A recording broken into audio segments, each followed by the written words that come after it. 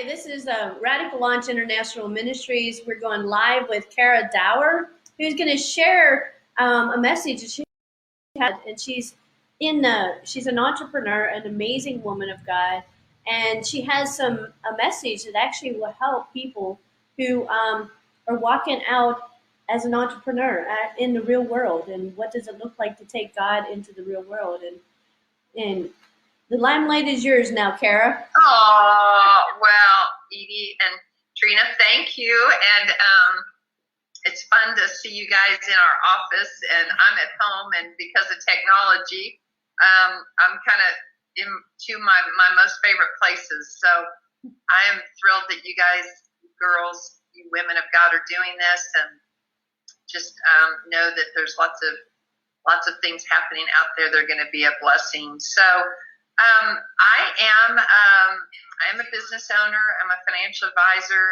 I grow financial services agencies, actually recruit and train and put people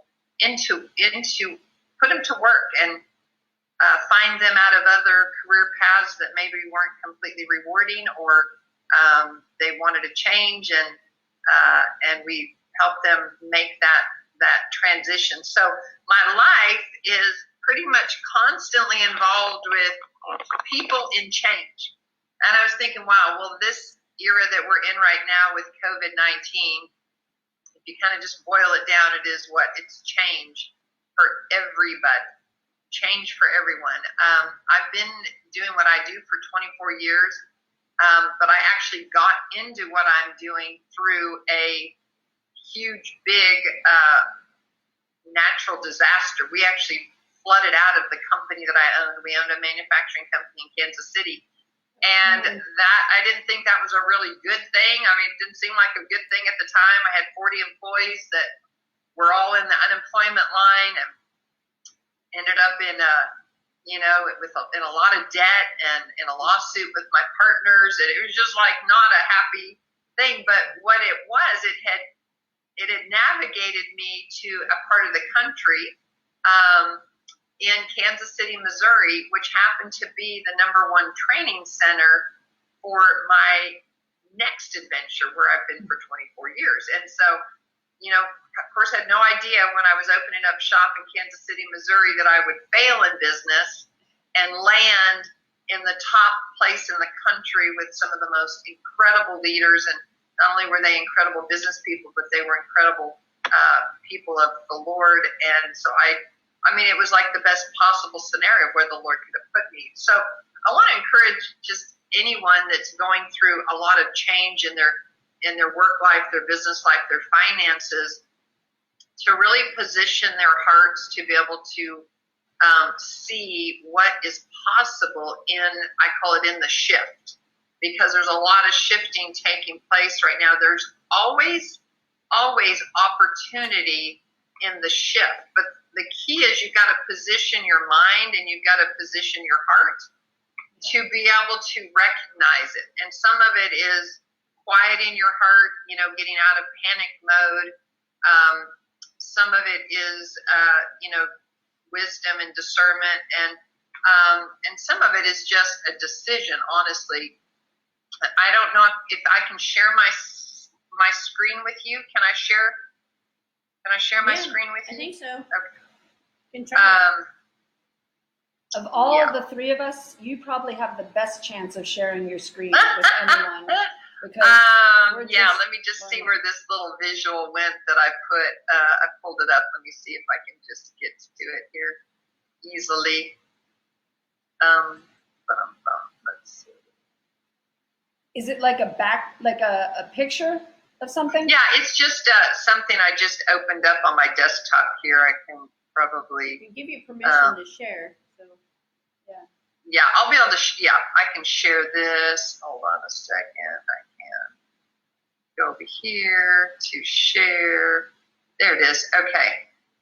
You might have to give it permission to let me share my screen. Good. You're on. Okay. So I think this is super, super cool, because as a did you want to enlarge it fully? Huh? Did you want to enlarge it fully? I can. Oh yeah. Maybe I can just do that. Does that help? There you go. There you go. That's good. Okay. Tiny bit smaller. You're missing the very. Oh, Okay, there we go. How's that? that's perfect. All right, so I think we all have a responsibility, whether we're business people or employees or even, stay-at-home parents, is what are we going to do? What are we going to decide to do with this COVID-19? So there's three responses: the fear zone, the learning zone, and the growth zone. Well, I don't know about you all, but I picked the learning zone and the growth zone. I've learned most of my lessons in business and in life in crisis mode and downturns, and I think that's very biblical. It's the Exodus story. It's nobody wants the process, but everything happens in the process and in the journey. Sure. So I think where a lot of people, particularly people that are not really living in their promises, are stuck in that fear zone. They're the ones grabbing all the toilet paper. They're the ones that are spreading the emotions of fear and anger. They're the complainers, right? And they're emotionally unstable, getting mad, sad easily. But then there's the learning zone, which is where you can start to, I start to give up what I can't control, which is a lot of stuff, right? It's a lot of stuff I can't control right now. Stop compulsively consuming things that hurt me. Identify with my emotions. I become aware of situations and think how to act. I evaluate information before spreading something false. And I recognize that we're all trying to do our best. So there's some grace in that, right? Yeah. And then Absolutely. I think the growth zone is where we have to make a decision to live out this crisis and the next crisis, personal crisis, national crisis, to see everything as an opportunity for growth. To understand that in every situation there is a seed of equivalent or greater benefit. But it's a seed. And that seed's got to go down in the ground, and there's a season of time, right, to be able to see what that is going to sprout. So in the growth zone, you're thinking about how to help others.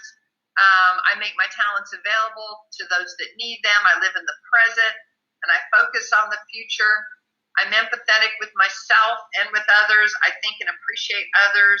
I keep a happy emotional state and spread hope. I look for a way to adapt to new changes, and I practice quietude, patience, relationships, and creativity.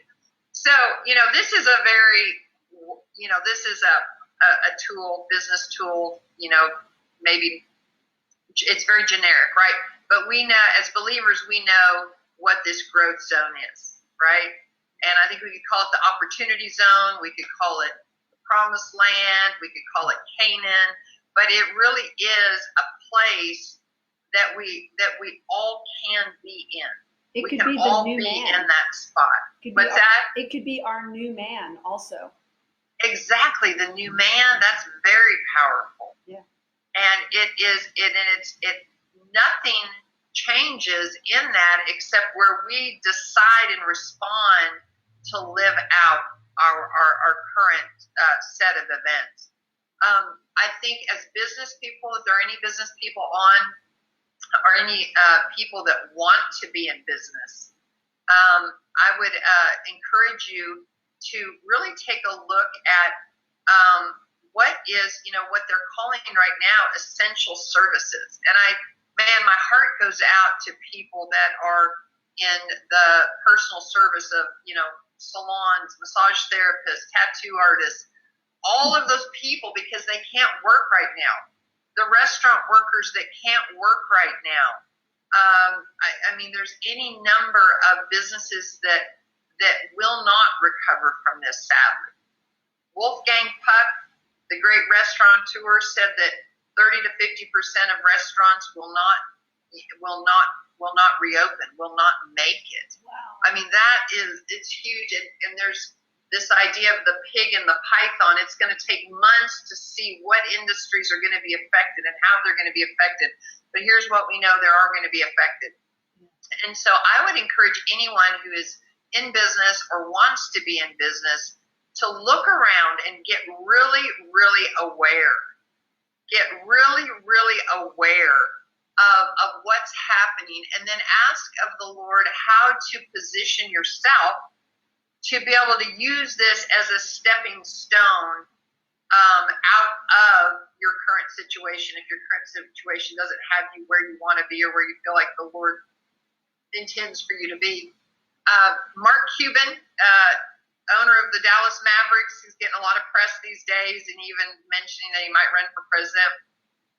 But he said something very powerful, and he said, I'm paraphrasing here, but talking about we have just completed the era of what he calls America 1.0, and we are launching what will be known as America 2.0. America 2.0. And he said in the next 5 years, what will become evident will be 25 to 50 companies that got what was happening in the world with people and the economy and finance and this new normal. And instead of getting beat down and beat up by the changes, by living in the fear zone and resisting all of this, which is going to happen regardless of how you position yourself, it is what it is. But if we can see the 2.0 for myself, and I've done a talk in the years past in business, and it tended to end up being kind of women in business. I tended to do this one talk called Reinventing Yourself One More Time. Well, you know what I'm doing after 24 years doing the same kind of work, the same business? I am reinventing myself one more time. And I would just make an invitation to any business person or person that wants to be in business is to be willing to jump into the learning zone and the growth zone and reinvent yourself one more time. There's a very famous business book that's credited with creating more million dollar year earners than any other book called Think and Grow Rich by Napoleon Hill. And he said most everybody has two opportunities for wealth, for significant wealth and opportunity. The problem is they look like something you don't know anything about. Because when I'm talking to people about our business model, talking about financial services, people go, the first response is, I don't know anything about that. And you know what? When I decided to be a nurse, I didn't know anything about that either, right? But I went to school and there was a process to learn it. So Napoleon Hill says that, everybody has two great opportunities in their life, but most people miss it. Number one, because they don't know anything about it. So that's the learning zone. But that ties directly to what the Bible says, in that God doesn't call the qualified, he qualifies those he calls.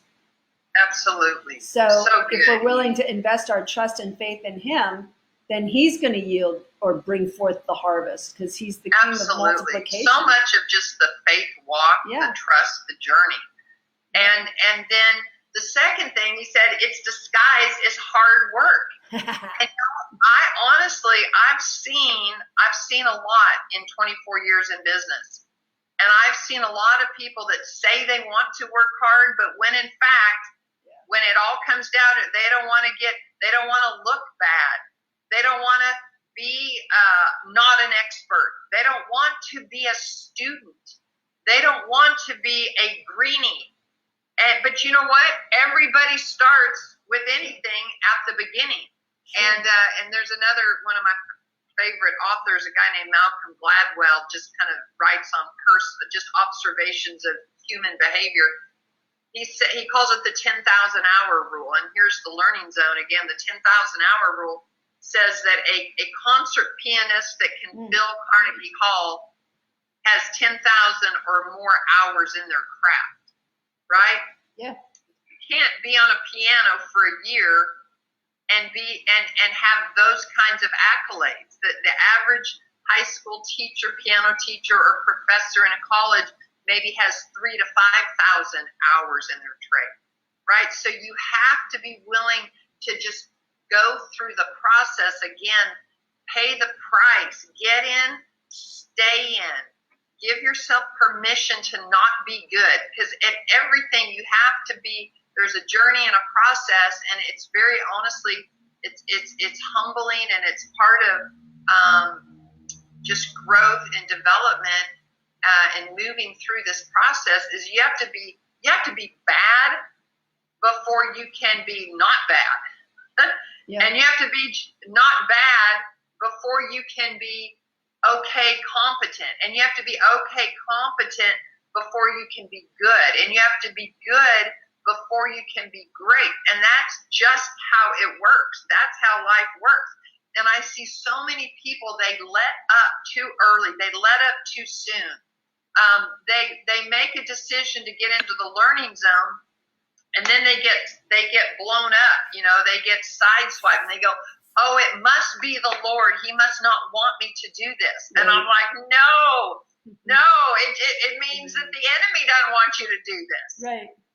It means that you're being confirmed. Everybody that gets good at what we're talking about is going to go through those steps. You're right on track. So everybody has two great opportunities, but most people miss it because it's dressed up like something they don't know how to do, or a lot of hard work. So I would encourage people to go use this time to determine what are some essential services that, no matter how bad it gets, people need and want, right? You know, I was a nurse. I was a registered nurse. It was my first career. That is essential services, right? There are, you know, those essential services are usually something that serve people. They're involved with serving people and helping people. I would look at, you know, the Mark Cuban, the America 2.0. What is shifting? What's different? And how can I position myself in it? How can I get in it? If you've never, I'm sorry I don't have it here. It's actually at the office. Probably in my office you can't get to it, but a very powerful book written by Dr. Rabbi Lapin called Thou Shalt Prosper. Thou Shalt Prosper. It's the biblical foundation of why God wants you to win in business and finances. And if you are interested in getting into business, or you already are in business, I highly recommend that you study this book on why God wants you to prosper, and why there's a prototype, and there's a system of finances in the Bible, started by the Hebrews, by the Jews, God's chosen people, of principles of money, business, growth in business, growth of money, that he established as a foundation for all of us to follow on. And it will probably surprise you what's in there. And I believe that what's in there is very true, and is the heart of the Lord for business. So I don't know how long y'all wanted me to talk, and this is probably all over the place. I didn't have I jumped off of some client webinars, and my brain is probably like yours. My brain is just kind of overwhelmed with the adjustment of working from home and technology. And here's what I do know. I am very excited about the future. I am very, very excited about the opportunities that are going to present themselves, and the people that are going to rise up. Hey, bring your face back on. What's that? Bring your face back on. Okay. Yeah. And then just tell people what you're. Well, I had there you go. I had a couple of quick things that when she was talking. Okay. All of the things that you were talking about actually have biblical foundations. One, you have to be willing to fail in order to succeed at anything. And God tells us that he likes to use the foolish to confound the wise. So in a time of great shift, if we're willing to look foolish by trusting God, then he's going to use us to confound the wise who think they're so smart that they know exactly where they're at and they stay comfortable in their own wisdom. And even to confound the wise within us. Right. Yeah, Also. that's a whole different day's topic. Yeah. Yeah, the Lord's been showing me that he's using me to confound myself.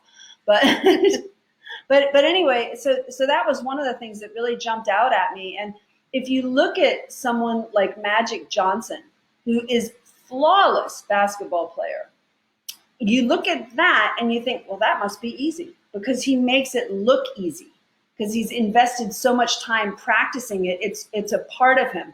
Well, the Bible tells us that if you get the word in you, you will become the word. And so that's how, if we start practicing these different things and we start learning new things and we really immerse ourselves in it, eventually it will be a part of us and it will be innate to us. It'll be like this known thing within us. And at that point, it would be very difficult to fail. Yeah, we love what you were saying because it's all biblical. Yeah. So, and I just wanted to, highlight to people that really it was biblical, and that therefore it is truth, and therefore they too can jump in. Yeah. Yeah. So absolutely. We'll let you take it away. Well, I would just wrap up with this, that, for people that need and want strategies, find us. And because of Zoom, we're actually doing business all over the country, and I have licenses all over the country. But if somebody is confused and wanting education about how their finances work or how to leverage this time for business, reach out to us. And it doesn't have to be that they're necessarily interested in our industry, although they may be. It's just that we are really connectors. We love connecting people with what they are looking for. And we have a vast business network and people that are good people, that are godly people, that own companies, run companies, do hiring, do business development. So I always like to, of course, I'm always looking for people that are ready and looking for us to come work with us. And I'm always looking for new clients that want to have a financial professional in their life help them. But more than all of that, we love connecting people with things that they need. So feel free to, message us, reach out, however y'all do that through what Radical Launch is doing. And let us know how we can help. We have 5,000 offices in the U.S. and Canada and Puerto Rico, so we can find a local connection for you. The other thing, and this is like my final share of the day, I think, but I could be wrong. But I just want to encourage people, because number one, it's never too late to reinvent yourself. And it is absolutely never too late to become the person you always wanted to be. And I've done some significant reinventions of myself. Yeah. If people know, if people have any idea of what my quote unquote career path was, I went from being an officer in the United States Navy who was a deep sea diver to being a mother who had 2 young children, and then I ended up becoming a stained glass artist. Wow! And now I've written 4 books and co-written a book with Trina, and now I do full-time ministry. So if you look at that path, awesome. Only God can do something crazy like that. But through the changes and through being willing to risk shifting, I've become the person who God wanted me to be all along. And that's the beauty of the quote COVID. So I look on COVID and it's like co, and that's to be with. And vid is short for life, vita. And so to live with God and to totally trust him and to totally be willing to be immersed in what his plan for us has been all along, that's what this is bringing about. This is giving us an opportunity to step into who it is that he's calling us to be, so that we can offer hope to other people who are just significantly lost and they don't even know where to begin. And what you provide is an essential service that helps people in making that transition, and and feeling like they have, quote unquote, financial security as they do it. Or maybe even just mentorship with people coming alongside of them, because it sounds like your company does significant mentorship.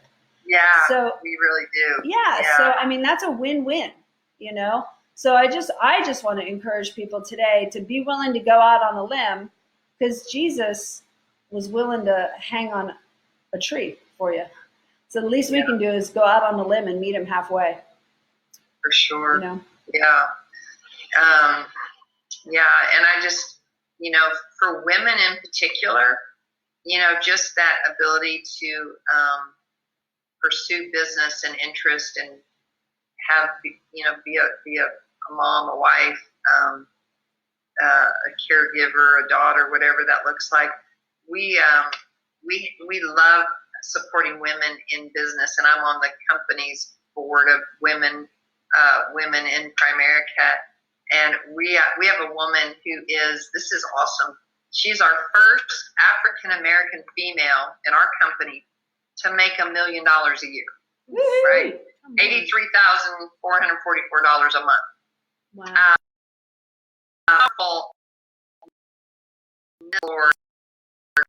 She was a registered nurse. And we're doing a Zoom meeting, a webinar Friday night, Women Winning in Business. So anyone that would like to just learn more about women in business, of course, it's going to be a little bit more about our company. But again, any woman business owner or any woman wanting to be in business is going to feel encouraged and inspired. And my friend Peggy Hightower is just such a jewel. Will you be doing it live or? Yeah, that'll be live Friday night, 6:45 Central Time, and I'd be glad to send you guys the invite if there's a way to share that. Is it easy to post it or? Yeah. Okay. Yeah, I can send it to you to post. Sure. Okay. Yeah, that'd be awesome. We should That's probably tune in, since we opened our own, or we created a publishing company. We did it a couple years ago. Edie. Yeah, absolutely, because these are women that would all want to buy your books too. Oh, there you go. So it's all there's, and that's what let me show you just the picture of it. The Thou Shalt Prosper book. The Jews have an uncanny relationship with reciprocity. Oh yeah. It's like it's just how it works. Is you scratch my back, I scratch yours. Well, that kind of gets said like maybe there's something wrong with that. No, that is how it works. I'm trying to pull up the picture of the book on my iPad and it's not working, but it is so powerful that you have to come into business with what can I add? What can I give? What can I contribute to your business, to your situation, to your, what can I contribute? And so much of business is, do this for me and buy this for me. And, and it's just, when you can get it flipped around the right way, he says you will never lack, your business will never struggle if your focus is serving more of God's children. Sure. Serving more of his kids. Serve more of his kids with what you do, and you're going to prosper. I mean, like, it's so simple, but it's so good. It's so powerful. Well, that's kingdom. That's the kingdom. Yeah. That is upside down kingdom is what we call it. So we believe that what we're doing this past weekend with the conference that we had, we're creating a network of people. So we'll get you information, and there was 50 speakers this weekend, and so that's a huge way to start it. That's why it took 2 days.